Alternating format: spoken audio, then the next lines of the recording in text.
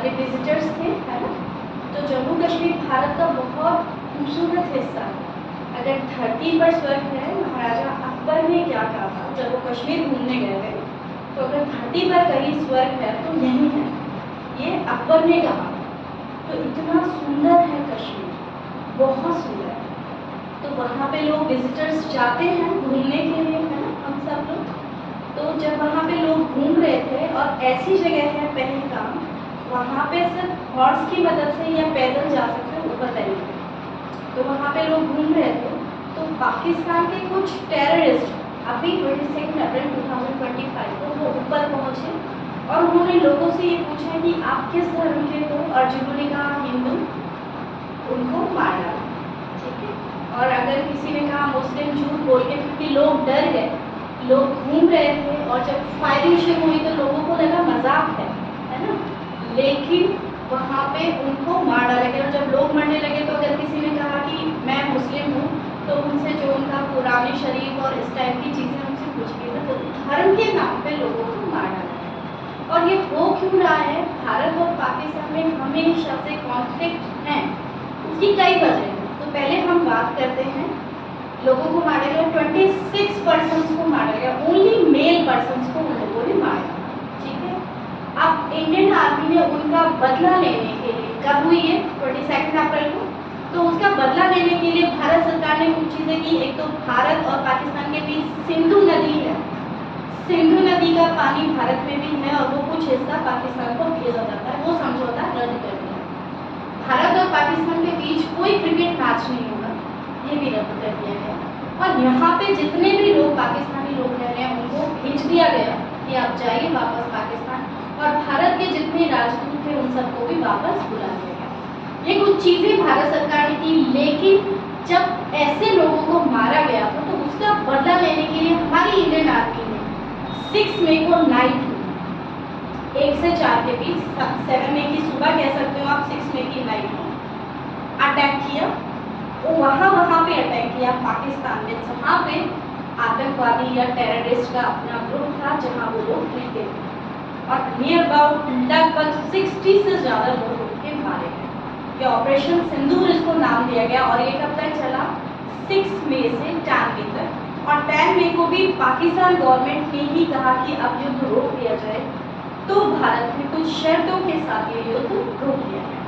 अब बात आती है कि भारत और पाकिस्तान के बीच ये तनाव है क्यों? क्योंकि नियर अबाउट 300 ईयर्स ब्रिटिशर्स का हमारे यहाँ पे शासन था, ठीक है, अंग्रेजों का शासन था। अब उन्होंने कई ऐसी चीज़ें की जिससे भारत के लोगों के बीच में आपसी झगड़ा बढ़ता रहे। जब उनको लगा महात्मा गांधी, भगत सिंह, सुखदेव, राजगुरु और सुभाष चंद्र बोस जैसे लोग हैं वो हम ब्रिटिशर्स को भारत में रहने नहीं देंगे, तो जब उन्हें पता लगी गया कि ये लोग हमें नहीं रहने देंगे, तो उन्होंने जाते जाते एक ऐसी खाई बना दी भारत और पाकिस्तान के लोगों के बीच में कि अब जिससे हमेशा से हम लोग सुखी नहीं रह पाए।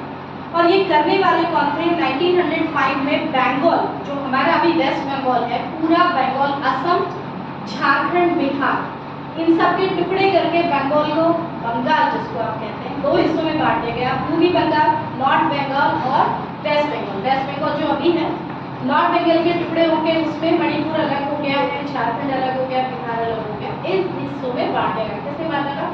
लॉर्ड कर्जन ने। और उसको भी धर्म के आधार पर बांटा गया था कि जो हिंदू थे वो नॉर्थ बंगाल में और जो मुस्लिम थे वो वेस्ट बंगाल में। और अभी आपने सुना भी होगा कि वहाँ भी अभी कितने झगड़े हमेशा से होते रहे। सेम यही प्रैक्टिस उन्होंने भारत और पाकिस्तान के बीच भी की। अब उसको बांटा भी कैसे? रेडक्लिफ नाम के जो ब्रिटिशर ऑफिस थे, ब्रिटिश ऑफिसर थे, उन्होंने जो कभी इंडिया आए ही नहीं थे, और उन्होंने भारत को बांट दिया बिना देखे बिना समझे। और इस हिसाब से बांट दिया कि कुछ जो पॉपुलेशन है वो हमारे यहाँ के जो हिंदू हैं वो वहाँ, हिंदू यहाँ रह जाएंगे और मुस्लिम जो है वो पाकिस्तान चले जाएंगे, और पाकिस्तान से हिंदू यहाँ आ जाएंगे। अननेसेसरी डिवीजन कर दिया, जबकि भारत में हिंदू और मुसलमान हमेशा से एक होकर रहते आए हैं, और उन्होंने अननेसेसरी, हम इस चीज़ का फेवर नहीं कर रहे, हम सिर्फ आपको बता रहे कि ऐसा हुआ था, ठीक है। और उसको ऐसे बांट दिया भारत और पाकिस्तान को कि जो कुछ हिस्सा पाकिस्तान का, कश्मीर जो है कुछ हमारे पास है, कुछ पाकिस्तान के पास है। इसी तरह से पंजाब जो है कुछ पाकिस्तान के पास है, कुछ हमारे पास है। तो बॉर्डर को ऐसे बांट दिया गया कि वो अलग हो जाए और फिर भारत में युद्ध क्लेश नहीं हो। लेकिन जो एक खाई उन लोगों ने बो दी थी अंग्रेजों ने, वो खाई आज भी कायम है। और उस कश्मीर को लेने के लिए या सिंधु नदी को लेने के लिए कई सारी चीज़ों पे जो हमारे यहाँ पे आज भी चल रहे हैं, वो 1947 से कंटिन्यूस चल रहे हैं। 71 में भी वॉर हुआ था, ठीक है, पाकिस्तान से। कारगिल युद्ध भी आपको पता ही है, हो चुका है। लेकिन उसका कोई कंक्लूजन इसलिए नहीं निकल पाता बेटा, क्योंकि अगर वॉर हुई, वॉर बहुत डेंजरस चीज़ है। क्योंकि ऐसा नहीं होगा कि वॉर में सिर्फ सोल्जर्स मारे जाएंगे, उन सोल्जर्स की फैमिली मेंबर्स भी खत्म हो जाएगी। भारत सरकार ने जो ये युद्ध रोकने का फैसला किया है, ऑपरेशन सिंदूर किया है, इट्स वेरी गुड। और जो युद्ध रोक दिया, बहुत अच्छा डिसीजन है। क्योंकि बहुत हमारा जो देश है कम से कम 20 साल पीछे चला जाता अगर युद्ध होता। इसीलिए हम सही समय पर, जब तक पाकिस्तान हमें परेशान कर रहा है, तब तक उसको रोकने की कोशिश करें। क्योंकि अगर युद्ध हुआ, वॉर हुई, तो सब खत्म हो जाए, न्यूक्लियर वॉर होगी साथ में, ठीक है। आपको मैं बताऊं, जापान में हिरोशिमा और नागासाकी में जो बम गिराए थे सेकेंड वर्ल्ड वॉर के टाइम, वहाँ आज भी जो बच्चे पैदा होते हैं वो अपंग पैदा होते हैं। न्यूक्लियर वेपन कितना डेंजरस है, वो बात है लगभग 1914 की, और तब से अब तक, ठीक है, नियर अबाउट 111 ईयर्स हो गए, अब तक वहाँ पे जनजीवन सामान्य नहीं। इतना खतरनाक है न्यूक्लियर वेपन। तो इसीलिए वॉर को रोकना चाहिए, रोका भी जा रहा है।